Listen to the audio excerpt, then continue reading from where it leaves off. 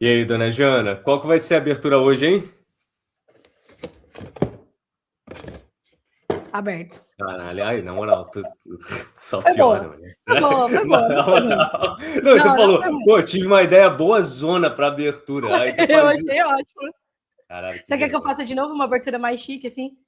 Não, porque eu não sei o que você vai abrir mais aí, dona Jana. Eu tô com medo agora. Então, vai Deixa escalando cada vez, quieto, deixa cada quieto. episódio eu vou abrindo uma coisa. Conversa. Não vai, não. Ia ser legal? Ai, caralho. Vambora, vai, Vamos. silêncio. Silêncio, silêncio. Efigenialidades. Criatividade e escrita. O podcast do Fantástico Guia. Chegamos, dona Jana, depois dessa grande abertura sua para falar sobre o nosso episódio que virou um longa-metragem com o Felipe Castilho. Caramba, foi um episodião. Não sei se tinha alguém reclamando de que os episódios eram curtos, mas se você é uma pessoa que estava reclamando de que os episódios eram curtos, você não irá mais reclamar, porque esse episódio foi Pô, bem não é recheado. isso. Não tem Foi como, bom. cara. Não tem como reclamar. Foram 2 horas e meia de papo, dona Cara, Jana. e olha É, que é papo, hein? isso que eu gosto. É isso que eu gosto do Efigenialidades. Porque aqui não tem tempo pra, né, a galera que tá de host aqui fica de gracinha e fica rindo, aí interrompe o convidado, aí o convidado não consegue terminar o que tá falando e tal, não sei o quê. Não teve nada disso, dona Jana. Foram 2 horas e meia aí. Acho que se a gente falou uns 10 minutos foi muito. Ah, foi muito. Foi bem o nosso convidado falando loucamente ali. Bom, mas eu gostaria de dizer, dona Jana, que se você chegou aqui de paraquedas antes de assistir a este episódio, que é o episódio que nós comentaremos aí tudo o que o nosso Felipe Castilho falou no encontro com ele, vocês devem ir lá assistir. Saiu na semana anterior aqui, então deem uma olhada no episódio anterior com Felipe Castilho para que vocês possam ver tudo que foi revelado, dona Jana. E ó, Felipe Castilho falou, hein? Nossa, ele Ele falou, hablou, hein? ele hablou, Hablou, hablou, hablou, hablou. hablou muito. Meteu-lhe Que a... isso? Meteu-lhe Sim, nada. Que isso? Fez nada não. Ele só falou. Só falou, entendi. dona Jana. Só falou. Mas, ó, eu já vou começar, porque, cara, foi muito legal quando o Castilho já começou citando Saraiva, siciliano, porque me jogou para um tempo no Nossa senhora, qual túnel do tempo. talvez algumas pessoas que estejam nos ouvindo aqui nem saibam muito bem do que é que estamos falando aqui, tá? Então, quando ele falou de livro de RPG, Saraiva, siciliano, eu só lembrei de chegar nas Saraivas da vida, pegar o livro de GURPS. Lembra do GURPS? Do, Com do certeza, meus sistema primos de jogavam. RPG? Sim. Caraca, eu lembro, cara, sei lá, eu tinha 11 anos, eu peguei um livro de GURPS de magias. Caraca, eu cheguei pra minha Ficou mãe e falei, deslumbrada. eu vou aprender a fazer isso aqui. Que bonitinho. E aí, cara, foi minha introdução ao RPG. E eu lembro muito de ir lá na Saraiva do Shopping Tijuca. Aliás, foi uma outra coisa que eu comentei, tá? Porque eu comecei a minha vida profissional como posso ajudar da Caixa Econômica lá no Shopping Tijuca. Sim. E aí, cara, eu fiquei pensando, por que é que eu não deixei o meu currículo na Saraiva? Por Você que não é que eu não tinha fiz isso, essa Dani? Não história. tinha, não tinha essa, Sim. essa... Um- uma Aliás, coisa alguém, legal. alguém que deixa um currículo na Caixa Econômica já não sabe muito bem o que está fazendo, mas deu certo, consegui Deu emprego. Não era, certo, ó, meu Deus, que exatamente. emprego, mas assim, meu primeiro emprego foi lá, dona Jana. Sim. De Siciliana me lembrou também que isso é uma vivência muito particular de cidade do interior, né? A gente É. tinha algumas livrarias em shopping e tal na minha infância, assim, né? Depois foi tendo mais e tal. Mas uma vivência muito clara na minha cabeça era. Eu morava mais longe do que eu moro hoje de Viracopos, você sabe que é longe, né? Meus pais moram relativamente longe, tipo, acho que dá uma meia hora, sei Por lá, aí. meia hora, 35 minutos de carro. Mas a vivência era que uma vez a cada 2, 3 semanas, assim, o meu pai botava a gente no carro e a gente ia para Viracopos, de onde eu morava, porque lá tinha uma siciliana específica que vendia coisas, tipo, itens específicos. Inclusive, meu pai, para quem sabe, gosta de aviação, ele estuda aviação. Não é nem comercial, aviação assim, militar, mas ele comprava uma revista de aviação específica que era importada, se eu não me engano, e a única siciliana, a única livraria, acho que de Campinas, que tinha essa revista, porque ela era importada, era essa siciliano de Viracopos. Então a gente ia cada, né, acho que uma vez por mês, assim, que devia ser quando a revista saía, E aí a gente ficava vendo os aviões pousando, decolando, e aí ia na Siciliana. Então era tipo assim, uma excursão. Ir à Siciliana era uma excursão. E eu achei legal até que o Castilho mencionou a Mega Store, a Saraiva Mega Store do Iguatemi, que foi onde, antes dela ser Mega Store, foi a Saraiva que eu vivi a minha infância, comprando os livros que eu queria. Eu lembro que ele era todo um carpete azul lá, super nada a ver. Eu lembro que a gente ficava sentada nos puffzinhos, tinha parte infantil e não sei o quê. E aí depois virou a Mega Story, foi onde eu comprei meus primeiros CDs e tal. E é essa que ele mencionou do Shopping Guatemi, que inclusive não existe mais, pelo que eu fiquei sabendo. Você chegou a ver uma vez que a gente foi lá, mas a Sério? A última vez que a gente. Saraiva? Eu lembro que era uma bem grandona que tinha um Starbucks assim. E aí a gente chegou a entrar e tal, só que já estava bem diferente da minha infância, completamente diferente. Eles já tinham reformado um monte de coisa assim. Mas aí a última vez que a gente foi, a gente não achou mais a livraria. Eu falei, pô, mas tinha uma Saraiva aqui, a Saraiva ficava aqui, você lembra? E aí depois eu fiquei Então, sabendo que ela não não. lembrava que era a Saraiva. Aliás, cara, eu sinto muita falta dessas livrarias. É algo que, quando eu me lembro, assim, né, de toda a experiência que eu tinha uma livraria Cultura lá no centro também, do centro do Rio, né? Quando eu trabalhava lá no centro dando aula de inglês particular, eu, às vezes, tinha um intervalo muito grande, né, entre um aluno e outro e tal, e aí eu ia para esses locais, assim, né, tipo, procurava livraria, procurava centro cultural, tinha o centro cultural da Caixa Econômica também, e aí eu ficava lá, cara, passando tempo, lendo e tal, e, pô, eu sinto muita falta disso. Acho que é meio triste, assim, você olhar e você ver que, por mais que ainda resistam algumas, aqui no Rio a gente tem a Travessa, mas não é a mesma coisa que era, sabe? A gente não tem mais livrarias do tamanho das Não. livrarias que a gente tinha em qualquer shopping, assim, não é tão mais fácil de achar, assim, Sim, sabe? Então aqui isso me no nosso pega. bairro mesmo Não tem um tem. sebo, né? Um sebo grande, mas Mas não tem livraria livraria, nenhuma. Assim. É. não tem, A não gente tem. tem que ir para um Mas, shopping relativamente longe. Mas eu gosto da gente ter começado com isso, porque foi o começo do episódio do Castilho inteiro sim, foi um grande, tipo, tour pela minha vida. E aí ele exato, começou a contar. exatamente. E foi engraçado que a gente pediu marcos de carreira, né? E aí a gente ficou imaginando, quando a gente fez o roteiro, as pessoas vão falar das publicações, das primeiras contatos com a editora, e eu amei que ele colocou como marco de carreira a infância dele, indo nas livrarias e conhecendo Sim. bons livreiros que favoreceram toda a familiaridade dele com os livros e tal. Então, assim, eu já fiquei fascinada que ele começou assim, sabe? O Rodrigo falou que São Paulo agora tá mais bem servido, ó, de livraria. Tem Falou que muita abriram livraria de algumas. rua. Falou que abriram É, algumas e tal. Acho que a gente tá vendo uma melhora, assim, né? sim, Atualmente, assim, baseado no que foi nos últimos, sei lá, 3, 5 anos, eu acho que a situação tá melhorando. Mas ainda assim, eu sinto falta dessas livrarias maiores, assim, daquele impacto que você tinha quando você entrava e você via aquele monte de livros, sabe? Eu acho que isso tudo é sim. muito poderoso, sabe? Eu acho que existe um impacto ali, principalmente quando criança, né? Quando você entra num espaço desse, Sim. assim, até como adulto mesmo, eu entro e Mas já fico me. Fala, meu. Mas uma coisa que eu acho meio legal de pensar que você ter falado isso é que hoje o que eu vejo, eu tenho os meus sobrinhos, a minha sobrinha, meu sobrinho, e agora vai ter meu sobrinho, né? Mas a minha irmã acho que tem um certo contato com isso. Existem muitas livrarias para crianças justamente por esse fascínio, Uhum, porque eu acho que, tipo, talvez esses livreiros tenham entendido, né? Esses livreiros não, esses empresários tenham uhum, entendido que muito desse impacto você constrói na infância, assim, né? Claro que, assim, a gente falou de Megastore, que eram lojas que já vendiam, né, para os jovens aí, são livrarias que também vendiam eletrônicos. Então a gente tinha a Finac, por exemplo, que era uma loja que você entrava e tinha um monte de computador, celular, um monte de eletrônico diferente. E hoje em dia não é só, a gente pode falar do monopólio, né, da Amazon, como venda de livros e uhum. tal. Mas eu acho que além disso, vai mais além, é por isso que é mais complicado, que vai também pelo e-commerce no geral. Porque hoje, raramente, eu acho que eu não me lembro da última vez que eu comprei um eletrônico grande Uhum. presencialmente. Tipo, eu Sim, sempre compro pela internet, procuro o melhor preço e tudo mais. Então, isso acabou que, né, diminuiu aí essas lojas. sim. Mas uma coisa que me marcou bastante, né? Eu lembro do Castilho falando de discordar de chefe e tal. Eu já me conectei, né? Porque era isso. Era minha história da minha Quem vida, né? nunca?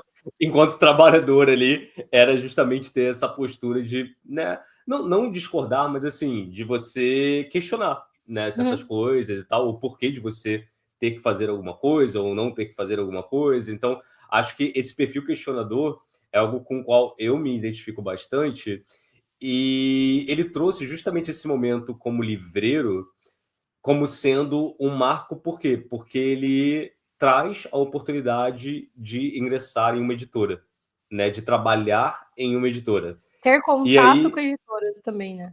exato, exato. Então, foi justamente por estar ali que ele estava exposto a uma pessoa que tinha a possibilidade de abrir essa porta para ele, né? E aí foi o momento no qual ele falou de se qualificar, né? Ele falou de fazer cursos. E, cara, a Uhum. gente bate muito, né? Bate, né? A gente é muito crítico. Acho que uma coisa que a gente faz bastante aqui é incentivar que a galera pense muito antes de botar a mão na carteira para fazer qualquer coisa, sabe? E a gente fala muito de curso, porque a gente vê muita gente emendando um curso no outro, assim, sem saber muito bem o que está fazendo, gastando dinheiro, dinheiro, dinheiro. Mas se você tem um objetivo e você está posicionado de forma a fazer com que um possível curso tenha uma utilidade prática na sua carreira, é ótimo. Ali é que é o momento. Então, vamos dizer, você está posicionado dentro de uma editora, e aí por que que você não vai fazer um curso de preparação, já que você já está ali dentro da editora e você vai poder oferecer esse serviço para a própria editora, sabe? Aí, para mim, faz muito sentido. Então, eu queria trazer essa parte da conversa com o Castilho, justamente porque, né, a gente bate muito nessa tecla de, ó, pensa duas vezes antes de gastar dinheiro, fazer pós, fazer curso e tal. Isso não quer dizer que você não deva fazer. Isso quer dizer que só faça se isso fizer muito sentido dentro da forma como você já estiver posicionado. Porque se não, você tá meio que atirando para tudo quanto é lado, sem ter uma garantia de que você vai ter um retorno disso. Né? No caso do E, Castilho, já estando posicionado ali na editora, obviamente ele tinha muito mais possibilidade de captar um trabalho como esse, né? De ser chamado para prestar um trabalho como esse. e digo mais, ele falou com essas palavras: Nossa, eu fiz muita coisa gratuita, tinha gratuita, estava fazendo. E aí, Sim. isso é uma questão, né? Que daí, claro, você tem que ver o contexto. O Castilho morava em São Paulo, então São Paulo é um lugar que existe uma grande demanda, imagino que. Demanda não, uma grande oferta, aqui no Rio eu imagino que exista também. Lá em São Paulo, por exemplo, tem a Casa das Rosas, que você consegue se inscrever, Uhum. não é todo curso que é gratuito, mas eles abrem. Se você se inscreve antes, você pode participar de oficinas longas com grandes autores de escrita, né? Então eu lembro de uma vez recentemente que o Felipe Castilho mesmo acho que participou, aí tinha a Carol Kiovato, um monte de grandes autores falando e era gratuito. Você só tinha que se inscrever lá antes, tinha o número de vagas e tal. Mas então, nesse caso, vai em frente. Se você acha iniciativas gratuitas legais que podem favorecer, a gente não é, de novo, contra fazer o curso, a gente é contra gastar dinheiro com algo que pode ser uma frustração a mais, pode ser um gasto de um dinheiro no Sim. momento que você não tem dinheiro para gastar, Uhum. achando que vai haver um retorno e não existe esse retorno. Se você vê uma oportunidade, como o Diogo bem disse, de aplicar aquilo num trabalho que você já tem, aquilo é o que falta, sabe aquela coisa de, tipo, você ter uma Uhum. formação é o que falta para você entrar para fazer esse trabalho nessa editora? Vai em frente. Se você encontrar Exato. cursos gratuitos e isso não for prejudicar, não virar uma procrastinação também, né? A gente tem que lembrar disso. Então, se Sim. isso assim, tô escrevendo, mas primeiro eu vou fazer um curso, aí depois eu vou fazer uma oficina, aí depois eu vou fazer não sei o quê, e o livro ficar de fora, né? Se isso não for uma desculpa para você, cursos gratuitos também. Sempre procuro hoje em dia com coisas digitais. A gente tem muitas ofertas de coisas digitais gratuitas também. Muito conteúdo gratuito, como o podcast, né? Então, inclusive, assim, Sim. ele é completamente gratuito. Se o que a gente tem aqui são os nossos apoiadores. Aliás, um agradecimento para os nossos apoiadores. É a galera E que tá lá no apoia catarse.me/FG Genialidades. genialidades. Exato. Mas esse conteúdo é gratuito para quem quiser ouvir, para quem quiser, né, assistir. E é isso, vocês vão encontrar muita coisa legal aí para fazer gratuitamente também. Sem Ó, até dúvidas. o Rodrigo aqui falou, ó, eu fiz um curso com a Carol Kiovato ano passado no Sesc, um mês de aula 2 vezes por semana gratuito. Então, pô, Bom, isso tá tem vendo? direto em São Paulo, vale super a pena. Exato.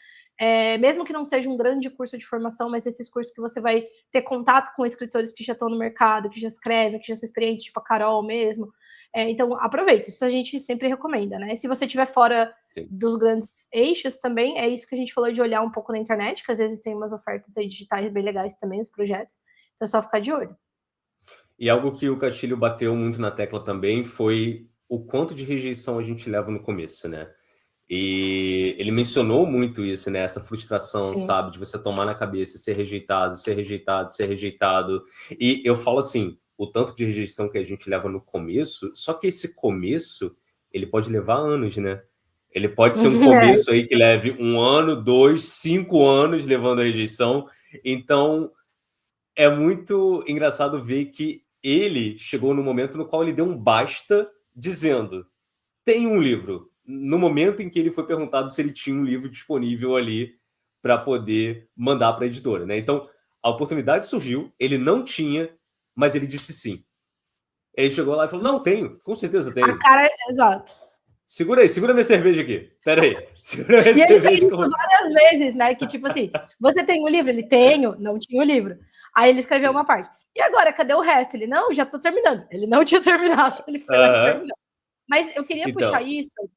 Fala o que você tem que falar, depois eu vou dar o Não, meu eu só ia concluir em relação a... Isso a gente já comentou até no episódio de Síndrome do Impostor, né? Da gente começar a dizer sim para algumas coisas, mesmo que às vezes a gente esteja inseguro, mesmo que às vezes a gente não tenha o material exato que a gente precisa para entregar, mas assim, cara, tenho. Só diz tem e vai fazer acontecer. Vai entregar, sabe? Porque aí vira só uma questão de cronologia. Você disse sim só um pouco antes, sabe? De você realmente ter, assim. Foi só assim, não menti, eu só me antecipei. Foi só uma questão de você ter se antecipado, assim. Mas eu gostei de que você falou de se comprometer para isso também, porque também não adianta você falar que tem e não fazer nada para ter, Você falou que tem, você vai entregar. Você tem que dar um jeito. Mas eu queria dizer um pouco também, eu lembrei daquela palestra lá que sempre mostra do cara que fala que tem o macaquinho da procrastinação, que daí... Nossa, eu amo aquele vídeo, sim, muito bom esse TED Talk, e ele fala disso, que quando você tem um prazo, o macaquinho da procrastinação, ele fica de lado e você consegue fazer as coisas, porque você tem que entregar. Panic Monster. Panic Monster. Monstro do Pânico. O monstro do Pânico aparece. Verdade. Não, é porque tem um macaquinho que fica dirigindo a cabeça dele, aí ele fica com medo do monstro, tipo um bagulho assim. O macaquinho é da procrastinação, que ele fica lá brincando, ele fica se divertindo. Eu não lembro exatamente.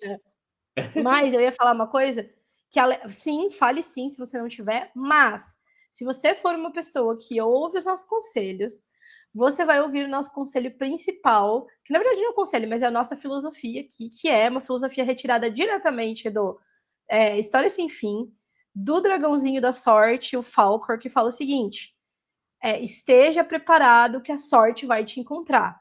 O que a gente quer dizer com isso? Às vezes não, muitas vezes na carreira da escrita, na carreira da tradução também, eu posso dizer com propriedade, o que muda mesmo nossa carreira querendo ou não, seja isso uma coisa boa ou não, mas é um golpe de sorte. É você estar na hora certa, no lugar certo. É você encontrar um editor e falar com o editor e o editor falar, manda o livro para mim.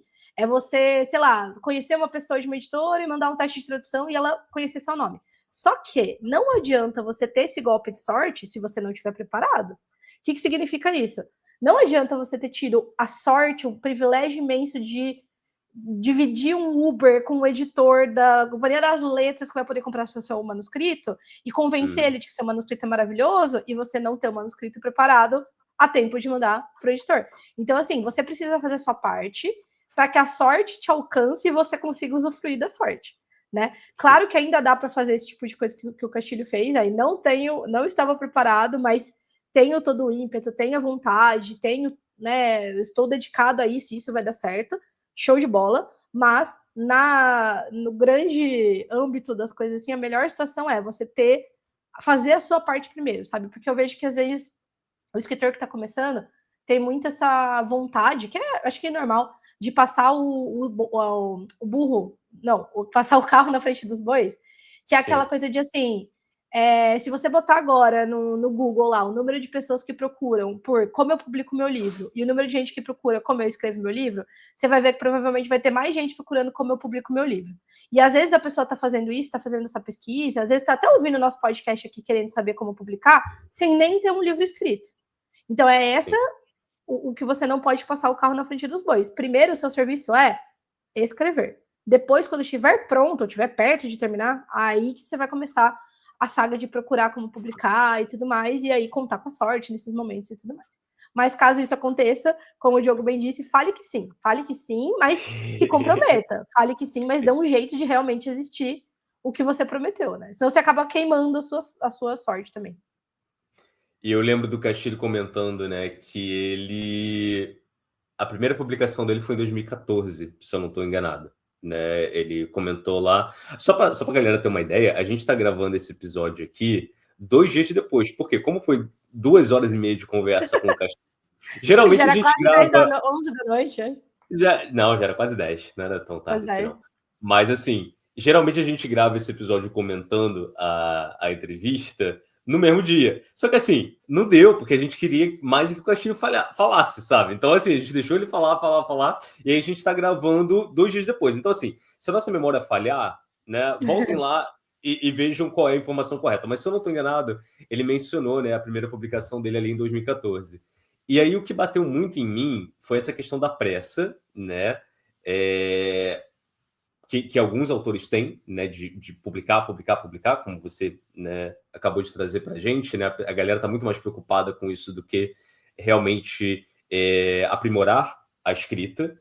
E eu lembro que 2013, 2014 foi justamente o momento no qual eu resolvi me dedicar à literatura, sabe? Um momento no qual eu estava trabalhando igual um maluco, eu trabalhava assim 3 turnos, era, sabe, manhã, tarde e noite, dando aula sábado também, e era uma rotina que eu sabia que eu não ia aguentar, eu estava adoecendo, né? Essa é a grande verdade.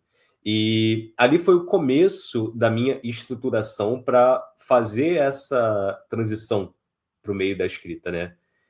E a gente está em 2026. A gente está já no segundo semestre de 2026. É quando a gente está gravando aqui. E eu não tenho a mínima pressa de emplacar uma publicação em uma editora tradicional, sabe? Nem sei se isso vai acontecer algum dia, tá? Acho que talvez sim, talvez não, mas assim, não sei, não tenho essa certeza, mas eu não tenho pressa. E a gente está falando de 12 anos de diferença. A gente está falando de um Diogo que saiu de um momento no qual ele estava adoecendo, sabe? Se dedicando só a trabalho, trabalho, trabalho. Como professor, né? Você consegue trabalhar em vários lugares ao mesmo tempo, né? Então, pô, tava ali pai do Cris, tava 3 empregos, né? Tava eu lá, Essa é né, boa. me desdobrando, mas eu fui aos poucos, cara. Eu lancei um livro, né, uma autopublicação e tal, tá lá, né? Vocês sabem disso, né? A gente já comentou do Mago Guerreiro, eu já comentei tudo o que eu penso, né, em relação ao Mago Guerreiro também. Mas desde então, eu fui por outros caminhos, sabe? Eu fui tentar publicar coisa lá fora. O que eu mais tenho tomado é rejeição, né? São anos aí colecionando rejeição e tal, mas eu também fui largando meus empregos, fui pegando mais alunos particulares, fui adaptando minha vida para que eu pudesse escrever mais, adaptando minha vida para que eu pudesse ler mais, que era algo que eu tinha parado enquanto eu estava trabalhando, não tinha mais tempo para ficar lendo, né? Então, é, quando eu olho para minha trajetória, né, hoje em dia, e aí eu vejo, né, a trajetória do Castilho, eu vejo essa diferença, assim, de... Pô, em 2014 o Castilho já estava lá publicando e tal, mas ele tinha toda uma trajetória na literatura. Ele era um cara que... Ele estava como livreiro, depois ele foi para editora e tal, não sei o quê. A minha vivência, né, no meio literário foi começar mesmo ali lá para 2017, sabe? Quando, né, eu fui começar a tentar participar de grupo e tal, ver qual que era da cena e tudo mais. Aí depois virar editor, né, de revista. Então, foi algo progressivo. E isso é algo que eu acho que a galera tinha que entender, sabe? Respeitar o tempo das coisas. Porque a pressa ela só vai jogar contra.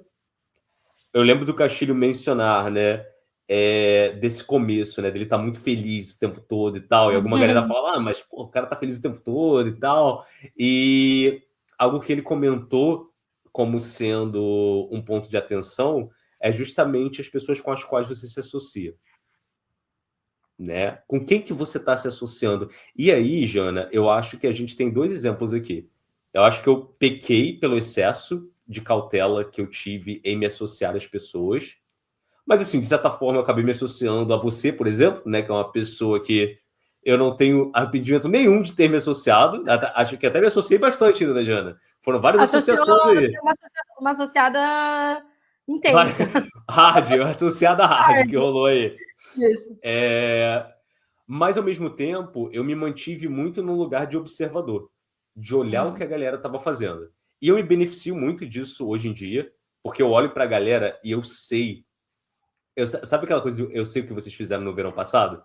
Sim. É isso, tá ligado? Assim, eu olho pra uma galera da cena, né, editorial e tal, aí eu, eu lembro o que você falava lá no Twitter em 2000 e não sei quanto, eu lembro das tretas que tu se meteu, eu Sim. lembro que tu fez isso, eu lembro que tu fez aquilo. Então, assim, ficar nesse lugar de observador foi muito bom pra mim, porque eu sei de quem eu quero manter distância, sabe? E isso não me faz ficar imune a nada, tá? Mas eu acho que isso evita algumas coisas e eu acabei sendo um contraponto com você. O que você tem a me dizer em relação a isso? É. Enquanto você estava falando, eu estava pensando justamente nisso, que eu acho que eu fui um pouco o inverso, assim. Eu acho que eu sou uma pessoa muito expansiva, eu sou uma pessoa que forma conexões muito rápido, e isso sim me trouxe muitas coisas boas. E não só coisas boas de mercado, de carreira e tudo mais, mas sim, principalmente amigos, assim. Então, sei Uhum, lá, eu sempre menciono a Paola. Cara, a Paola foi uma pessoa que eu conheci logo no início da minha carreira mais profissional, que eu vou usar aqui entre aspas, que foi quando eu publiquei o Lobo de Rua na versão independente, muito antes, uns anos antes ainda de publicar pela Dame Blanche, que já faz mais de 10 anos, acho que foi ali em 2013. E aí eu já conheci a Paola, e hoje ela é uma amiga próxima, assim, de, né, falar de tempo em tempo, de eu conhecer a família dela, ela conhecer a minha família.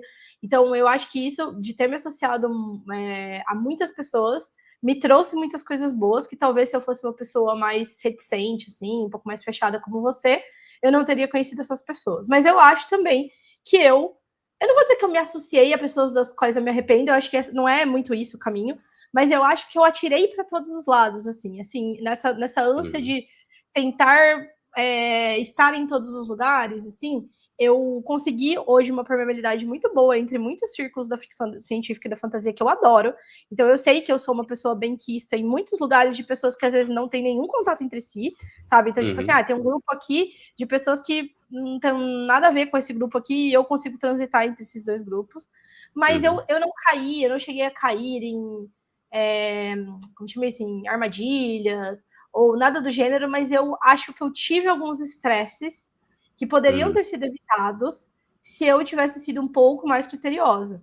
Então, eu acho que a gente, nesse sentido, eu acho que é por isso que a gente se equilibra tão bem nessa parte mais social da coisa do Fantástico Guia, porque a gente tem esse equilíbrio. Então, assim, eu sou uma pessoa que tende, ou pelo menos eu acho que eu já melhorei um pouco, e não estou dizendo só no mercado editorial, não, eu acho que na vida mesmo, eu acho uhum. que eu me identifico muito com isso que o Castilho falou, de ser uma pessoa muito alegre, de ser uma pessoa muito, sabe, assim, muito, ele usou esse termo, labrador humano, era um labrador humano, não sei o quê. Eu acho que eu me identifico muito com isso, e ao mesmo tempo que isso me trouxe muitas coisas boas, me trouxe alguns estresses, assim, que hoje eu prefiro evitar, e você serve bastante, né, como esse contraponto. Então não é como se o Diogo hoje falasse para mim, não faça amizade com essa pessoa, mas a gente tem conversas na vida que já me preparam para que quando eu conheço uma pessoa eu fico calma. Eu gostei Uhum. muito desse nosso primeiro contato aqui, mas deixa eu ver o que essa pessoa fala, qual que é o posicionamento dela, deixa eu ver como ela posta nas redes sociais, qual é que é dessa pessoa. E aí, às vezes, eu vejo a pessoa dar uma escorregada numa coisa que eu falo, ai, isso aqui pode gerar um problema para mim no futuro se eu estiver muito próximo dessa pessoa. Entendeu? Sim. Por exemplo, e totalmente hipotético, isso nunca aconteceu de verdade, mas uma pessoa que eu vejo que fala coisas íntimas de conversas que ela teve com outras pessoas do mercado quando ela fica brava. Eu não quero me associar com esse Uhum. tipo de pessoa, porque eu sei que eu posso estar comentando um Sim. negócio assim, nossa, o Diogo deu uma mancada comigo, não sei o quê, e aí ela vai e conta pro Diogo, daí ela vai e posta numa rede social, e eu, tipo, putz, eu tava meio que me abrindo pra uma pessoa que é o famoso boca de sacola, sabe assim? Sim. Então, ou então a pessoa, tipo, a partir do momento que ela discorda comigo, ela vai me queimar numa rede social, sendo que eu tenho todo o Uhum. direito de discordar da pessoa. Então, eu acho que isso eu comecei a criar essa malícia um pouco assim com o tempo mesmo, não só o tempo no mercado e não só a associação com você, eu acho que também teve todo o meu tempo de trabalho CLT, que me trouxe uma forma diferente assim de ver o mundo e tudo mais. E isso é muito importante. Então é isso que eu acho que a gente falou em algum momento do encontro com o Castilho também sobre a Uhum. idade também. Ele falou assim, ou Sim. foi você que falou? Eu não lembro quem de vocês falou assim. Eu acho que eu não sofri tanto porque eu já entrei mais velho. Não, foi a Alice que falou, Foi. eu tô confundindo. Acho que foi a Oi? Alice. Não, acho que foi a Alice que falou alguma coisa assim, acho que também o Castilho também deve ter falado. Eu que, acho que tipo, o Castilho, ele falou que ele entrou cedo demais, então ele não Isso, tinha esse... Ele até exato. falou de viver a adolescência depois e tal, não sei o quê. Verdade. Acho que foi o Porque eu acho oposto, que assim, ele... Exatamente. Então, eu acho que assim, essa é uma mensagem para você que está começando a escrever agora, e você tem os seus 17, 18, 20 anos, 20 e poucos anos, não é uma questão apenas de idade. Ai, você é muito novo. Não é isso. A gente não tem por que julgar como uma pessoa vai se comportar por causa da idade dela, mas é uma coisa literalmente de quanto tempo você está dentro do mercado. É mais uma maturidade de mercado mesmo. E assim, óbvio que se você tem 35 anos e você está no mercado desde os 25, não é a questão de você ter 35 anos, é a questão de você ter 10 anos de mercado para saber o que já, como que a banda toca, entendeu? Eu gosto muito de você ter trazido a questão de maturidade, e eu acho que é importante a gente respeitar esse tempo, porque conforme a gente vai avançando e tendo mais interações com pessoas e tendo uma bagagem maior, a gente também vai tendo uma malícia maior. Sabe? Você fica com o olhar mais aberto. Você já te sacanearam mais, sabe? Você já passou por situações, então você começa a olhar para as pessoas e perceber que pessoas são pessoas, tá? E eu acho que o mais importante, pelo menos eu gosto de ter essa postura, eu não tenho problema com nenhuma pessoa do mercado editorial. Nenhuma. Zero. Agora, eu tenho problemas com ideias e comportamentos. Sim. Aí, para mim, é uma questão. Determinadas ideias e determinados comportamentos, eu mantenho distância. Então, Sim. é muito doido como as pessoas confundem isso, né? Mas o Diogo não gosta de mim. Irmão, nem te conheço. Nem te conheço, assim. Não tem nem espaço para esse não gostar, tá ligado? Eu acho que o que chegou pelo menos até mim, né, dessa pessoa em relação a comportamentos e ideias, não bate com o que eu quero para minha vida. E aí, irmão, é cada um na sua, sabe? Então, acho que essa é uma maturidade que eu fui ganhando em ambiente de trabalho, né? O fato de eu estar ali, né, dentro de uma sala de aula, o fato de eu estar dentro de uma sala dos professores, isso me fez, durante muito tempo, cometer alguns erros, né? Achar que algumas coisas eram pessoais e tal, não sei o quê, e não era, sabe? No fim das contas, hoje em dia, depois de um tempão, né, quando você cria esse distanciamento de tempo, eu não tenho nada contra aquelas pessoas, mas eu tinha muita coisa contra determinados comportamentos e ideias. Então, você chegar com a sua carreira no momento no qual você já conseguiu, né, construir toda essa base aí de maturidade, de malícia, faz com que você minimize ao máximo as chances de você se meter numa furada, as chances de você se Exato. queimar à toa, sabe? Então, é muito importante. E aí essa galera vem com essa coisa de, quero publicar, e isso vai criando também, até algo que o Castilho chegou a mencionar, né? As pessoas começam a criar desculpas na cabeça dela por elas não estarem conseguindo espaço para publicação.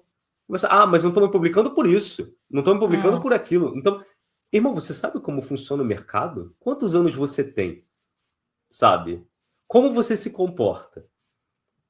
Acho que tem tanta coisa que você pode avaliar também, sabe? Antes de começar a apontar dedo e dizer que algumas coisas não acontecem por isso ou por aquilo, que é muito essa questão do imediatismo, sabe? É uma imaturidade real, assim, de quem tá chegando e acha que, poxa, você acha um gênio, você acha, não, mas eu já vi gente pior sendo publicada. Acontece. Sim, Acontece, exato. você pode... E vai continuar vendo. E às vezes essa pessoa não... de nacional, gente. Você tá vendo best-seller que vendeu milhões de livros que você vai ler e vai falar, eu acho que eu faço melhor. E é isso aí, é a vida. Vida é o que segue. Exato. Quem disse que a vida é justa, né? E quem disse também que fazer melhor é algum sinal de que é uma obra melhor, tipo, há tantas coisas. São tantas nuances, né? São tantas nuances, né? Mas eu queria dar só um testemunho rápido aqui, né? Enquanto a gente grava esse episódio, é mais ou menos na época que o meu livro tá entrando em pré-venda. Acho que esse episódio vai estar sendo publicado mais ou menos na época que o meu livro tiver sido publicado, tá muito perto de ser publicado. Tem link aí, então, hein? Tem link aí no comentário. Link, com certeza, porque, né, já tá na pré-venda hoje. Compre que ajuda então, a gente lá no No link patrocinado também, dona Jé. Exatamente, ajuda bastante. Ih, rapaz, Mas eu arrotei queria aqui, falar, apareceu? Saiu meu arroto. não sei, se você não Não. tivesse falado, também não teria percebido. Mas enfim, agora, gente, o Diogo arrotou, tudo bem, é a vida. Foi mal aí, gente, foi mal, foi mal. Mas o que eu ia falar é que eu sou um testemunho muito vivo disso, assim, porque eu tô no mercado desde 2013, então a gente tá em 2026, são 13 anos. 13 anos em que eu publiquei bastante lá fora, em que eu publiquei uma novela aqui na Dame Blanche, que é uma editora que me acolheu lá no começo, 2016, que eu acho que, se eu não me engano, que foi a publicação da Dame Blanche. Mas de 2013 para agora são 13 anos em que eu não publiquei um romance por uma editora convencional, até surgir essa oportunidade na Aleph. E, cara, eu vejo agora, claro que ainda não, né, eu tô ainda vendo como é que vai ser esse processo do lançamento e tudo, mas todo o processo até aqui, eu não poderia ter feito melhor do que é esperado para ter essa oportunidade, entendeu? Porque, assim, eu vejo várias coisas se encaixando de um jeito que eu tenho certeza que 5 anos atrás não teria acontecido. 5 anos atrás, por eu não ser quem eu sou hoje, 5 anos atrás, pelo mercado não ser o mercado que era antes, 5 anos atrás, pelas pessoas que estão no mercado não terem a maturidade que elas têm. Então, eu tive uma conjunção de. Até aquela pessoal falando, né, de ficção científica, a tempestade perfeita. Eu estou na tempestade perfeita. Então, eu estou numa casa editorial muito boa, com editores muito bons, com um público, vou dizer assim, entre aspas, né? Pessoas que me leem, pessoas que me conhecem, que inclusive estão falando muito, eu estou ouvindo muito essa frase, finalmente você lançou um livro, poxa, eu estava esperando um romance seu, ainda bem que isso aconteceu, porque né, eu realmente fiquei um tempo em que os meus pares, se vocês forem ver a Liz, por exemplo, que a gente, né, trouxe para o podcast, foi ter episódio com ela publicou, entrou no mercado depois que eu, publicou antes, aí tem toda a trajetória dela e tudo mais, mas os pares meus, a Fer Castro, essas pessoas que começaram na mesma época que o Ian Fraser, todos estão com livros publicados em grandes editoras, e eu não estava por uma série de questões, e principalmente de não ter um livro pronto, então eu tô aqui assumindo a coisa, mas eu acho muito legal ter tido meio que eu, que sou uma pessoa ansiosa, tendo um exemplo real e muito palpável de como ter sido paciente me beneficiou, sabe? Ter sido paciente no sentido de não ter me apressado e pegado os livros que eu tô há anos tentando vender e feito uma publicação independente, e de repente ter queimado meu nome. Então, não que a publicação independente queime seu nome, óbvio, gente, mas eu tô dizendo que a qualidade dos livros que eu tinha nem se equiparavam à qualidade do livro que eu tenho hoje. Então, eu acho que eu fiz tudo muito certo, mesmo sem querer, no sentido de não necessariamente foi a minha escolha, às vezes a vida me fez tomar essas escolhas, mas eu tô bem satisfeita, assim. Sim, e algo que o Castilho também trouxe, né? A gente trouxe para ele a questão das armadilhas editoriais e tal, e uma coisa que a gente sempre bate muito na tecla são essas empresas que se dizem editoras, né? Para cobrar de autores para publicação e tal. E a visão que o Castilho trouxe é uma visão bem madura, né? De que, assim, existem pessoas que querem pagar para publicar. E, assim, se você quer, se você tem dinheiro e tal, vai lá. Se você sabe onde você está se metendo, a gente já cansou de falar disso, né? Se você sabe exatamente onde você está se metendo, né? O quanto isso está te custando, vai lá e faz. Mas, assim, não há a necessidade de... E o mais importante, você está investindo dinheiro. E aí o Castilho trouxe algo que eu sempre comento também, que é quando você ganha por hora, quando você sabe quanto vale a sua hora, você pensa muito antes de botar dinheiro em alguma coisa. Porque eu ganhava, como professor, eu ganhava por hora, né? Então é muito doido que tudo que eu fazia, eu falava, tá, quantas horas de aula eu dei para poder comer esse sorvete? É assim, basicamente isso.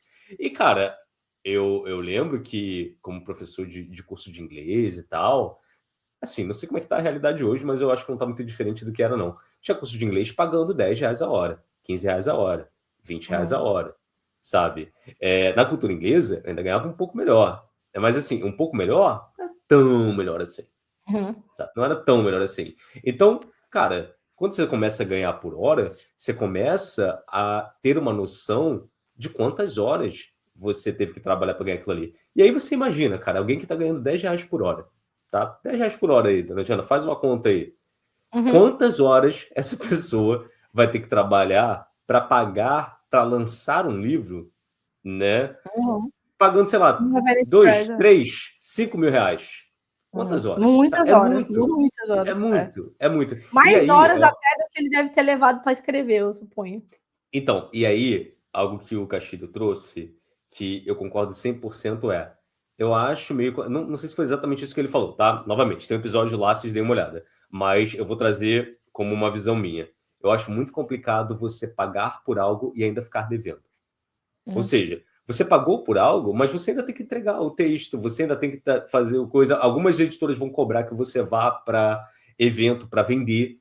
Então, olha quanto as coisas estão sendo deturpadas, sabe? Você está pagando por um serviço e aquela empresa está fazendo você trabalhar para ela. Aquela empresa está fazendo você fazer marketing, aquela empresa está fazendo você estar presente em eventos para vender, não sei o quê, está criando competição entre autores, está fazendo não sei o quê. Então, assim, pelo amor de Deus, o que vocês estão fazendo? Vocês querem pagar para trabalhar? O que está acontecendo aqui? Porque o trabalho do escritor é escrever. É o trabalho do escritor, tá? Escritor, escreve. Ponto final. Ah, mas não, essa é uma visão muito arcaica, porque hoje em dia a gente tem que, né, se colocar em rede social e tal, não sei o quê. Irmão, escritor. Escritor escreve, tá? Então, assim, vamos ter isso como ponto pacífico. E aí o resto que você quiser fazer é extra. Se você for lançado por uma... Eu acho muito legal, sabe? Pô, uma editora tradicional lançou você, você vai dar seu máximo, né? Pra, pô, vou pra rede social, vou falar, vou compartilhar e tal, mas você não vai se desrespeitar para isso. Sim. Você não vai, né, se colocar numa situação na qual você está devendo alguma coisa. Afinal, foi um investimento. A editora está investindo, é uma empresa. Uma empresa que acredita no seu trabalho e está investindo em você. E Né? ela tá Então, ganhando com você também, não se engane. É um mercado exato. que não é milhões de reais, mas ela tá ganhando com você. Ela tá Ela ganhando. assumiu o risco, a publicação tradicional, na Sim, publicação sem dúvida. tradicional, a editora assumiu o risco. Sim. Né? Mas Então, ela ela. tá. Mas é você a força de trabalho. A Sim. editora assume o risco, mas assim, só existe a editora porque você está escrevendo. Se todo mundo parasse de escrever, a editora não ia ter o que fazer. Então, né, a Uhum. gente também tem que ter essa consciência de onde a gente está nessa cadeia também, né? Exato, exato. Então, eu achei muito bom o Castilho ter trazido essa perspectiva, assim, sabe? Porque, novamente, pô, às vezes, sei lá, você é um professor, você é da parte acadêmica, e você quer publicar e tal. Beleza, cara, ok, né? Legal. Agora, assim, dependendo do gênero que você escreva e tal, eu não sei até que ponto você realmente precisa de uma editora para isso, sabe? A gente tem aí, o que a gente mais tem é informação sobre como trabalhar o seu livro e contratar profissionais para que você possa garantir uma publicação independente de muita qualidade. E aí você vai me dizer, Diogo, mas eu não conheço tantos profissionais assim, então você não deveria estar lançando o livro. Justo. Então não deveria. Assim, acho que aí você está querendo queimar uma etapa. Porque, porra, você não conhece nem os profissionais envolvidos? Por que tu quer lançar um livro? Como o que você está fazendo? Sabe? Aí as chances aumentam de você cair numa furada dessa. Com certeza. Não, é isso, assim, tipo, é uma coisa que leva a outra. E, mas eu tenho que conhecer todo mundo? Claro que não. Mas como é que eu conheço? Não, não, não. Não existe. A gente sempre fala, quando a gente fala de networking, eu acho que as pessoas pensam que o networking é uma coisa muito estruturada. Eu acho que talvez vinda de uma ideia muito corporativa do que é o networking coach vibes, assim, que é, você Uhum. tem que fazer o seu networking, você tem que se apresentar cartão de visita. Isso não é necessariamente networking, principalmente não no nosso meio. O que significa networking? É você saber quem está publicando naquele mês, naquele ano, sabe? Para se uma pessoa perguntar para você, Diogo, você consegue indicar para mim um autor aqui do Rio para participar de uma mesa, não sei o que, porque eu tô precisando? Sei. Você vai listar 10, 15 pessoas que ele conhece, sabe? Uhum. Mas sei lá, você é convidado para participar de uma mesa com uma pessoa X. Você pode não conhecer ela a fundo, mas é interessante você saber que ela existe, o que ela fez, dar uma pesquisada e tudo mais. Então, assim, o networking é uma coisa que é muito mais um trabalho de observação e um trabalho de imersão dentro daquele meio. Então, você vai seguir as pessoas nas redes sociais. E aí, quando eu digo seguir as pessoas nas redes sociais, não é só para fins profissionais. Eu vou seguir esse editor e vou ver o que ele está publicando. Não, você vai seguir esse editor, você vai comentar lá quando ele postar do filme que você assistiu e você gostou também, que ele postou lá nos stories, você vai falar, nossa, também amei esse filme. Você vai seguir o autor que você gosta, que vai a Fercato lá, vai postar das porquinhas da Índia dela lá, você vai, ai, que fofinha a porquinha da Índia. E nessa você vai construindo o seu networking de uma forma natural, de uma forma humana, entendeu? Encarando as pessoas que estão naquele mercado como pessoas com as quais é interessante você se associar, mas não só é interessante se associar porque você vai se beneficiar disso, mas principalmente que é importante você se associar porque são pessoas que vivem algo que ou você também vive ou você almeja viver.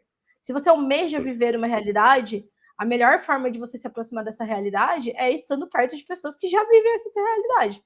Entendeu? Então, você quer ser um autor? Então vai seguir outros autores grandes, conhecidos, mas também outros autores pares seus ali da mesma época que você, porque provavelmente isso tem essa coisa dessas ondas, né? E a gente até falou um pouco sobre isso no encontro com o Castilho, que eu falei que quando eu cheguei no mercado, assim, né, recém-caída de paraquedas ali, eu só tenho 6 anos, quem me recebeu foi o Castilho, foi o Eric Novello, foi o Jim Anotso, e recebeu recebeu a Carol Kiovato, recebeu a Paola Siviero, aí depois, um pouco depois veio a Fer Castro, a Lízia, e você vai formando um meio que o pessoal chama de panelinha, sendo que na panelinha, na verdade, o que é? São pessoas que se importam umas com as outras, que vem uma pessoa chegando ali, e que conversa com aquela pessoa, que recebe aquela pessoa, e às vezes isso não é uma coisa proporcional, né? Então, a Gil Domingues, por exemplo, chegou há menos tempo no mercado que eu e já vendeu muito mais que eu, tá grandona em editora, participando de evento, uma pessoa incrível.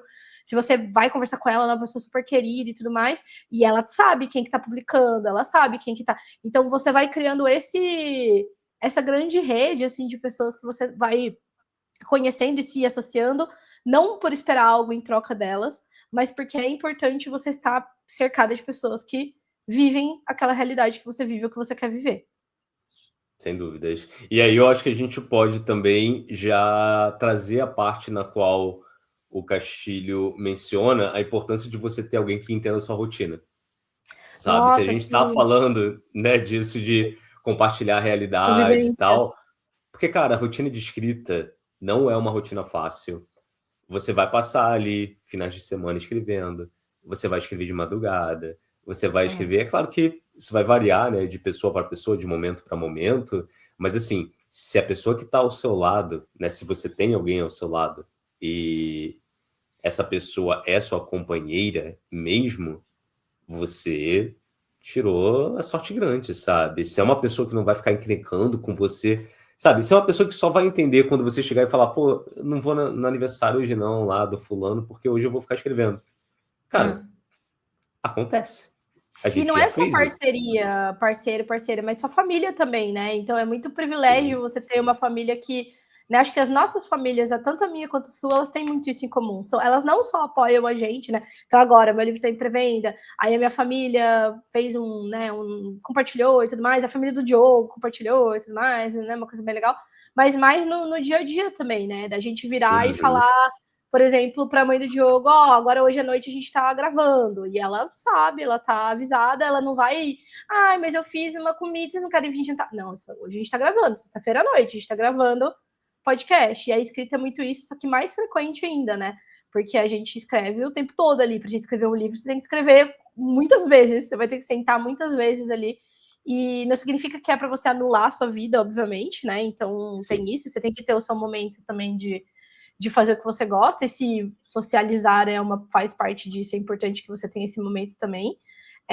Mas, querendo ou não, é uma forma de trabalho, né? É um trabalho, assim, se você quiser realmente publicar de uma forma mais profissional, não que você precise largar a sua vida profissional day job, não faça isso, inclusive, mas você não precisa, a sua vida não precisa girar em torno disso, mas você precisa encarar isso como uma profissão, sim. Então você precisa priorizar isso, em alguns momentos isso vai significar, não todos, mas em alguns momentos isso vai significar você falar, não vou em tal coisa porque eu tenho que escrever, porque eu tenho uma revista que vai fechar e eu quero entregar nesse prazo, porque eu quero terminar esse livro até data tal, porque tem uma editora, ou porque eu quero terminar nesse prazo, então é isso aí, sabe? Se a gente tá... Oi, desculpa, pode falar. Não, só porque o menino da técnica, o Rodrigo, falou aqui. Eu também dei essa sorte dos meus pais e hoje a Michelle, que é a companheira dele, né, aceitarem isso. não só com a escrita, mas também com a música. E até uma coisa meio irônica a gente pensar nisso, porque ninguém vai brigar com o meu cunhado, que é engenheiro da computação, porque ele não pode ir numa festa porque ele está fazendo um código. Todo mundo vai falar, ai, trabalha, pode trabalhar, o João está trabalhando, deixa ele trabalhar. Mas quando a gente fala de arte, a gente ainda tem algumas pessoas que vão ver isso como, mas isso aí você faz outra hora, você escreve outra hora, você toca outra hora, não sei o quê. Sim. E aí você tem que botar o pé firme de falar, não, isso aqui é o meu trabalho também, pode não ser o meu day job, mas é o meu trabalho também. Não é que eu tô faltando para jogar videogame, sei lá. Isso eu poderia, inclusive, mas enfim. E existe uma pressão velada também, né, que algumas pessoas sofrem. Eu acho que, para mim, eu nunca cheguei a sofrer com pessoas próximas, né? Mas às vezes eu encontro com pessoas com as quais eu trabalhei e tal, e elas sabem que eu fui seguir, né, o rumo da literatura. E aí, às vezes, vem uma pergunta, mas livro você não tem? Não lançou nada ainda e tal? E assim, novamente, o tempo do mercado editorial, ele passa de forma diferente para pessoas diferentes, né? Sim. Se você for cair nessa pressão, você tá ferrado. E aí imagina, você tem o seu parceiro, sabe? A sua parceira sendo essa pessoa. Sendo essa pessoa, mas e o livro? Mas quando é que você vai lançar? Mas quando é que, pô, você tá passando esse tempo todo aí, só escreve, quando é que vai ter livro e tal? Isso é completamente tóxico, né? Isso é algo que realmente vai jogar contra você. Mas, ao mesmo tempo, eu acho que a gente tem um exemplo muito bom com você, Jana, que Jana passou anos e anos traduzindo o livro dos outros e tal, e assim, ótimo. Ela é uma tradutora de primeira linha, ela tem, sabe, os melhores clientes, ela traduziu obras maravilhosas, mas cadê o livro, Jana? E aí, eu acho que entra a parte também de, se você tem alguém ao seu lado que realmente, né, sabe do tempo das coisas e acompanha o seu tempo, e ele sabe que já deu o tempo de você estar com algo pronto, dessa pessoa chegar e falar, então, olha só, parou e vamos embora, vamos publicar, esquece a louça. No caso foi o Diogo, essa pessoa, tá, gente?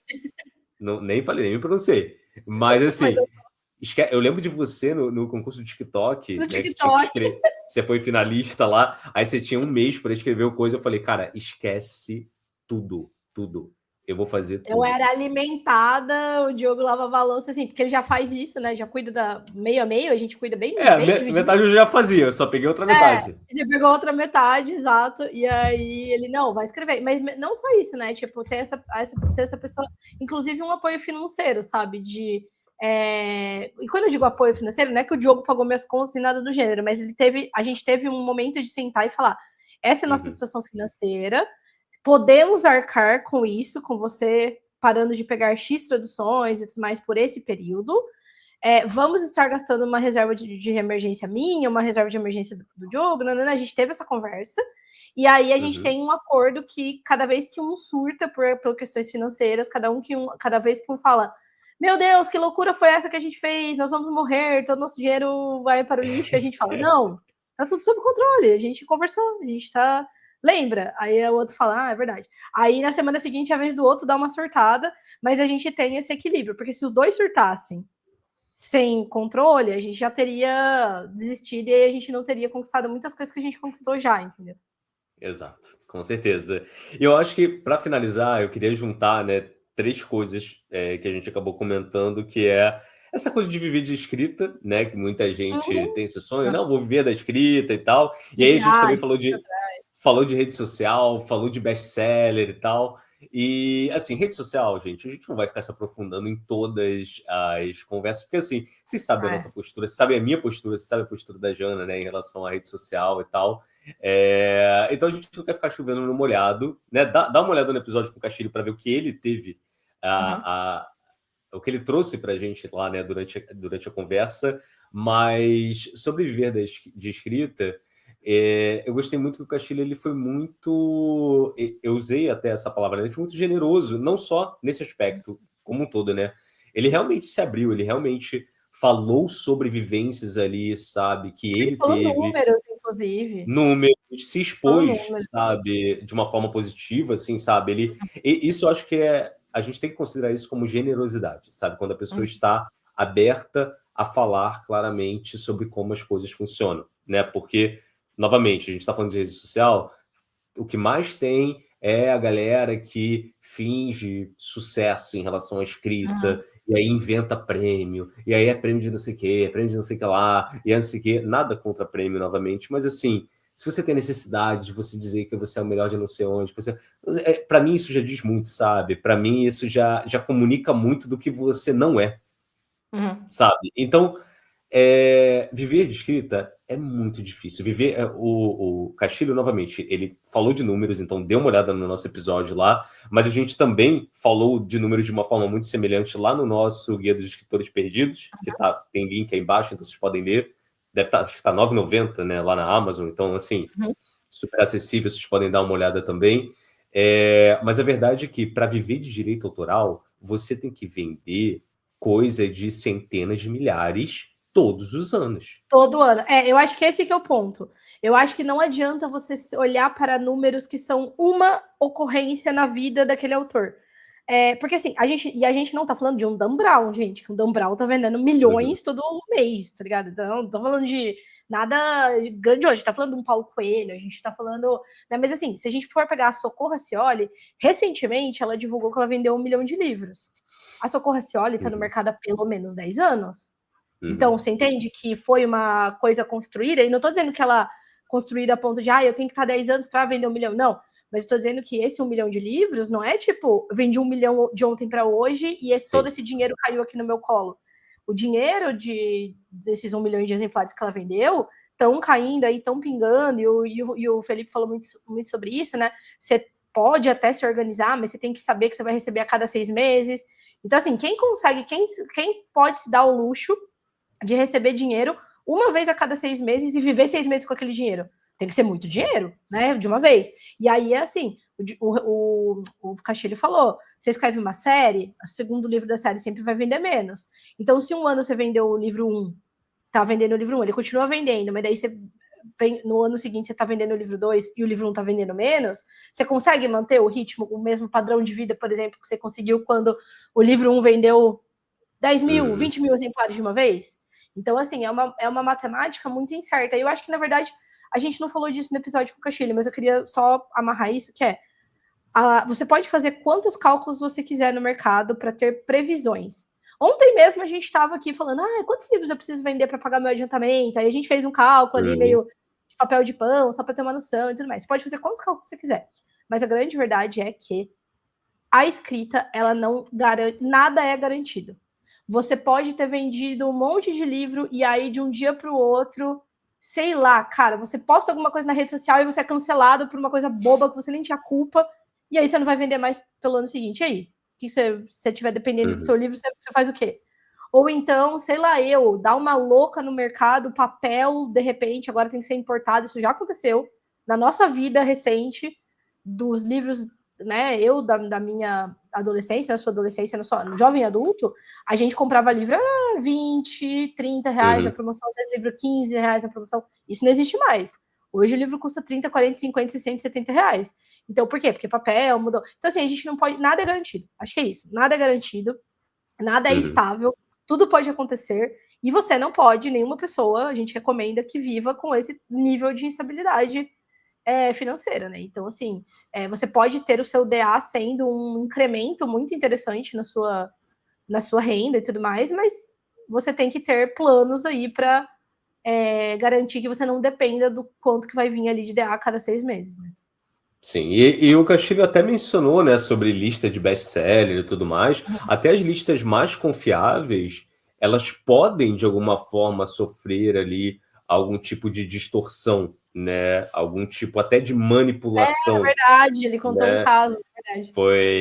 Dá uma olhada no episódio que foi super Vale a legal, pena. assim, o Castilho falando sobre isso e tal. Então, assim, até mesmo essas listas, acontecem coisas ali, acontecem eventos, enfim, existem outras formas de fazer com que algumas obras figurem, né, nessas listas aí, né? Não é só essa venda orgânica, né? Não é todo mundo que está lá aparecendo na lista que veio de uma venda orgânica. Então, deem uma olhada nisso. Acho que o Castilho, toda a bagagem que ele trouxe foi muito importante, né, para que a gente pudesse ter uma noção geral né, da trajetória dele. Ele foi realmente muito detalhista, assim, na forma como ele pontuou algumas desilusões que ele teve também, sabe? Alguns problemas, algumas questões que surgiram.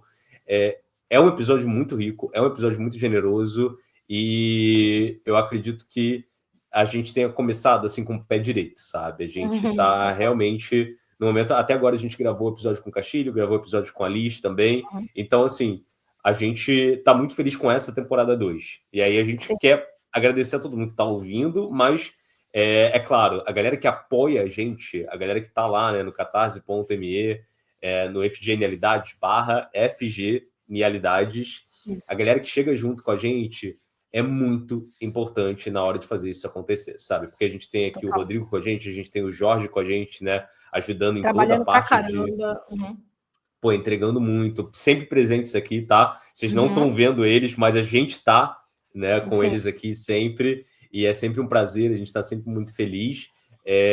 Mas é claro, a gente, só de StreamYard, a gente paga uma grana. Vocês não têm noção Verdade. de quanto custa. Aliás, vocês podem ter noção, vai lá no site do StreamYard Vê quanto custa e pesquisa. Um ano Vê quanto custa um ano de StreamYard para pagar isso aqui. Então, assim, é grana, é muita, muita grana, mas é uma grana que a gente investe porque a gente acredita nisso aqui, sabe? A gente acredita que é um projeto importante, a gente sabe o quão difícil é a gente encontrar material no qual as pessoas realmente sejam generosas da forma como elas estão sendo, assim, né? Nas conversas que elas trazem. Então, vamos lá. Eu acho que a gente só tem a ganhar aí. E fiquem de olho no próximo episódio, que a gente ainda não sabe com quem vai ser, dona Jana. Não, O próximo é com a Liz. O próximo é com a Liz, eu acho. A outra a gente não sabe ainda. Mas, inclusive, quando vocês apoiam, vocês deixam feliz a nossa patroinha ali, ó, como ela tá tranquilinha, ó. E ela tá. De roupinha, tá feliz. No inverno, tá ali tranquilinha, dormindo ali, acordou. Olá, boa noite, senhora. Então, vocês deixem nossa patroinha feliz também. É isso, meus amores. Então, ó, muito obrigado. Quem chegou aqui até o final desse não assistiu do Castilho fez errado, mas dá pra acertar, hein? Errado não. Errou. Vai brigar comigo? A gente tá falando desse episódio que é uma questão de ordem cronológica, de falar que tinha o livro sim e não ter. Não, você tá manipulando. Você não ouviu, vai ouvir o episódio. Pode ouvir. Com essa discórdia que a gente vai terminar esse episódio. Beijo, meus amores.